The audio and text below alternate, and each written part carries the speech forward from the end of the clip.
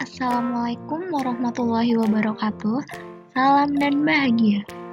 Saya Aulia Marlina Setiani, NIM 2018 001090. Pada pertemuan kali ini, kita akan membahas teks deskripsi kelas 7. Yang pertama, pengertian. Apa sih itu teks deskripsi? Jadi, teks deskripsi adalah teks yang berisi gambaran secara detail dari sebuah objek atau peristiwa yang dibahas. Selanjutnya, tujuan teks deskripsi yaitu secara tidak langsung mengajak pembaca untuk membayangkan dan merasakan topik yang dibahas. Lalu, ciri-ciri teks deskripsi ada 4. Yang pertama, tiap paragraf berisi penggambaran. Penjelasan yang digambarkan sangat rinci dan mendetail, melibatkan kesan indera, dan menjelaskan ciri fisik atau psikis objek. Materi selanjutnya ada struktur teks deskripsi. Yang pertama judul, identifikasi, klasifikasi, dan yang terakhir deskripsi. Nah, ini adalah pembahasan dari 4 poin struktur teks deskripsi yang sudah dipaparkan pada slide sebelumnya. Kalian bisa membaca dan memahaminya.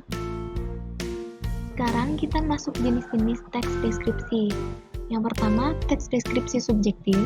Yang kedua, teks deskripsi spatial. Dan yang terakhir, teks deskripsi objektif. Teks deskripsi subjektif mengambil topik berdasarkan kesan atau penilaian dari penulis. Lalu, teks deskripsi spatial yang menggambarkan sebuah lokasi atau ruang.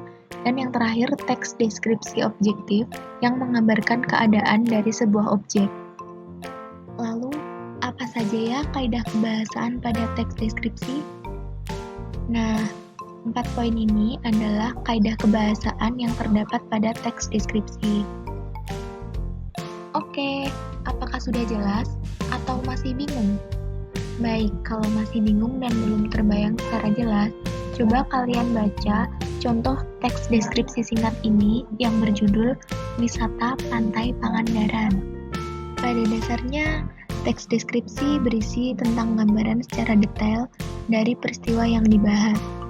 Tujuannya untuk menggambarkan suatu objek dari sudut pandang penulis sehingga mudah dipahami. Saya akhiri, wassalamualaikum warahmatullahi wabarakatuh. Salam dan bahagia.